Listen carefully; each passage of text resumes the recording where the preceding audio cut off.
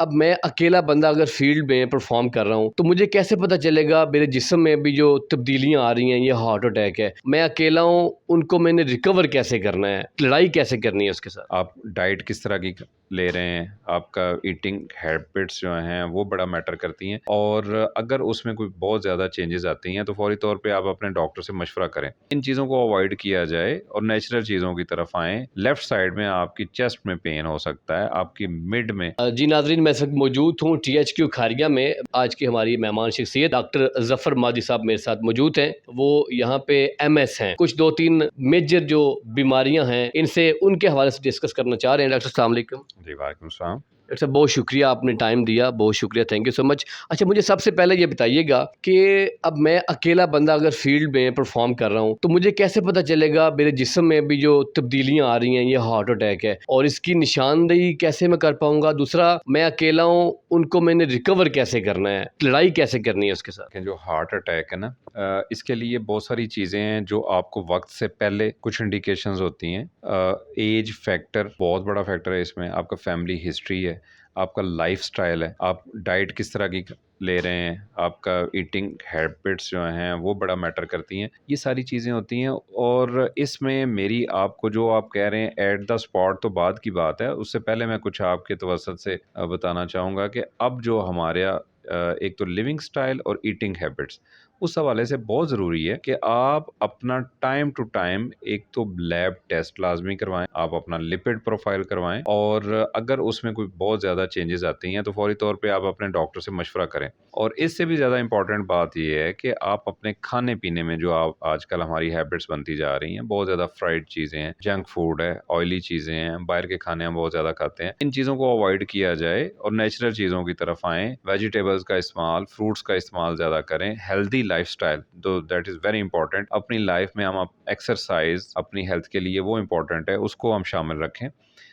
جب ہم یہ ساری معاملات کریں گے، اپنی کیئر کریں گے وقت سے پہلے، تو ان شاء اللہ تعالیٰ اس طرح کی ڈیزیز ہمارے اوپر حملہ آور نہیں ہوگی۔ لیکن اگر ونس اس طرح کا کوئی معاملہ بنتا ہے، پہلی بات یہ ہے کہ علامات میں سب سے بڑی علامت ہوتی ہے کہ چیسٹ میں آپ کے پین، لیفٹ سائڈ میں آپ کی چیسٹ میں پین ہو سکتا ہے، آپ کی مڈ میں چھاتی کے درمیان میں درد ہو سکتا ہے، آپ کے لیفٹ بازو میں جو آپ کا لیفٹ ہینڈ ہے اس میں ریڈیٹ کر سکتا ہے، آپ کے سر میں درد ہو سکتا ہے، آپ کے میدے والی جگہ پہ پین ہو سکتا ہے، چکر آ سکتے ہیں، بلڈ پریشر آپ کا اگر بہت زیادہ بڑھ گیا ہے تو بلڈ پریشر کی وجہ سے آپ کو چکر آ سکتے ہیں، اور سر میں درد شدت کے ساتھ ہو سکتا ہے۔ تو اگر اس طرح کی علامت ہو تو اس کے لیے سب سے پہلی بات تو یہ ہے کہ آپ کو فوری طور پہ اپنے ڈاکٹر کے ساتھ رجوع کرنا چاہیے۔ اس میں ایسا نہیں ہے کہ میں کہوں کہ آپ فوری طور پہ فلاں میڈیسن لے لیں یا فلاں ریمیڈی لیں، کیونکہ اس کو ڈائگنوز کرنا بہت ضروری ہوتا ہے۔ بہت ساری چیزیں ایسی ہوتی ہیں جس کا ڈفرینشیل ڈائگنوزس بنانا پڑتا ہے۔ کچھ ڈیزیزز ایسی ہیں جن کا سیم جگہ پہ پین ہوتا ہے۔ اس کے آپ کے توسط سے میں یہ بھی بتاتا چلوں کہ ضروری نہیں کہ ہر چیسٹ پین جو لیفٹ سائڈ پہ ہو وہ ہارٹ اٹیک ہی ہے یا ہارٹ اٹیکس والی سائڈ پہ آپ کو لے کے جا رہا ہے۔ نہیں، چیسٹ پین کسی اور وجہ سے بھی ہو سکتا ہے، تو اس کے لیے پراپر ڈاکٹر سے چیک اپ کروانا ضروری ہے۔ لیکن ونس اگین میں یہ آپ کو ضرور کہوں گا، آپ کے توسط سے میں آپ کے سننے اور دیکھنے والوں، آپ کے چینل کے دیکھنے والوں کو یہ پیغام ضرور دوں گا کہ ہمیں اپنا لائف سٹائل چینج کرنے کی ضرورت ہے۔ ہماری ہیبٹس میں، ہماری لائف میں یہ سوشل میڈیا باقی چیزیں ہمارا بہت زیادہ ٹائم لیتی ہیں۔ ہم بہت دیر اپنے چیئر پہ، اپنے بیڈ پہ بیٹھ کے اپنے موبائل پہ بزی رہتے ہیں۔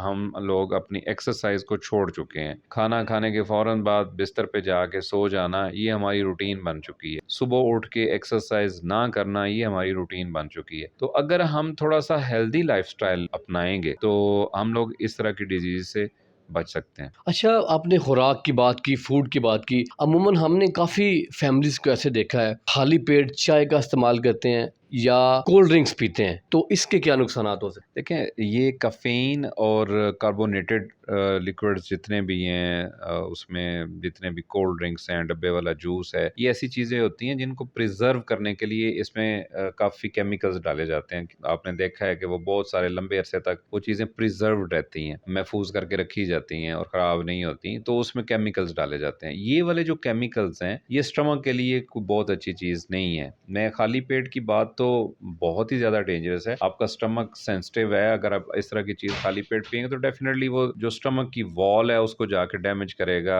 اگر آپ کی ہیبٹ بن چکی ہے تو وہ بار بار اگر آپ یہ کام کر رہے ہیں تو وقت کے ساتھ ساتھ وہ آپ کے اسٹمک کو اپسیٹ کرے گا. لیکن ادر دین دیٹ آپ اسٹمک خالی نہیں بھی ہے ویسے بھی اگر یہ چیزیں یوز کرتے ہیں تو یہ انتہائی خطرناک ہیں. آپ کے جو کولڈ ڈرنکس ہیں, اسپیشلی جو کولڈ ڈرنکس ہیں, پہلی بات تو یہ ہمارے ملک میں آپ کو پتا ہوگا کہ ڈائبٹیز کی پریویلنس بہت زیادہ بڑھتی جا رہی ہے. ہر تیسرے بندے کو شوگر ہوتی جا رہی ہے.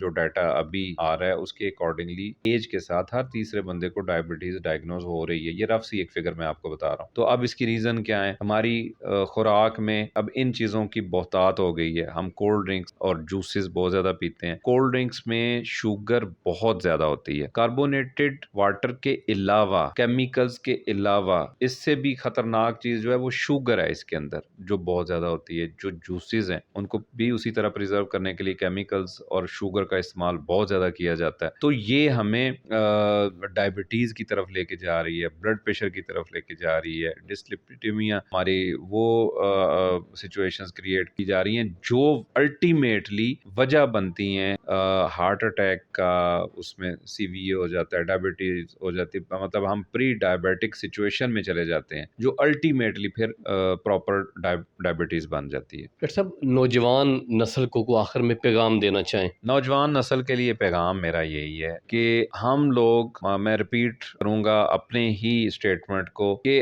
اپنا ایک اسلامک جو طریقہ کار ہے زندگی گزارنے کا, اگر اس کو ہم فالو کر لیں گے تو ہم بہت ساری ڈیزیز سے بچ سکتے ہیں. اب وہ طریقہ کار میں دو تین فکروں میں آپ کو بتا دیتا ہوں کہ اگر ہم ارلی مارننگ فجر کی نماز کے ٹائم پہ بیدار ہوتے ہیں, نماز پڑھ کے ہم ہلکی پھلکی ایکسرسائز کرتے ہیں, اس وقت ہمارا اسٹمک بہت زیادہ ایکٹیو سچویشن میں ہوتا ہے. اس ایکسرسائز کے بعد ہم ایک اچھا ناشتہ اگر کر لیتے ہیں تو آپ کا سارا دن ہیلدی گزرے گا. اس کے بعد رات کی روٹین میں اگر آپ عشاء کی نماز کے بعد فوراً یا تھوڑی دیر کے بعد اگر سو جاتے ہیں تو آپ کی بہت ہیلدی روٹین بن جائے گی.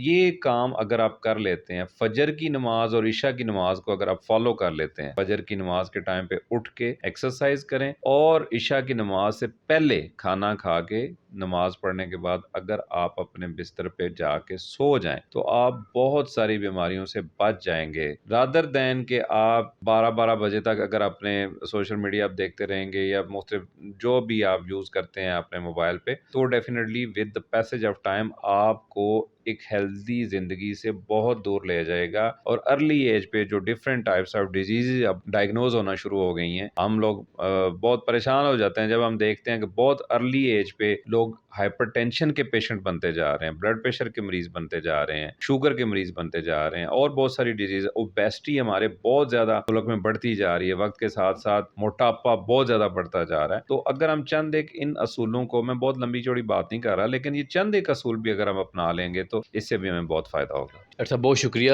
تھینک یو سو مچ, آپ نے ٹائم دیا. خواتین حضرات, امید کروں گا کہ آج کا سیشن آپ کے لیے انفارمیٹیو سیشن ثابت ہوا ہوگا. اب تک کے لیے اتنا ہی. مزید اپڈیٹس دیکھنے کے لیے دیکھتے رہیے BM نیوز. اللہ حافظ, اللہ نگہبان.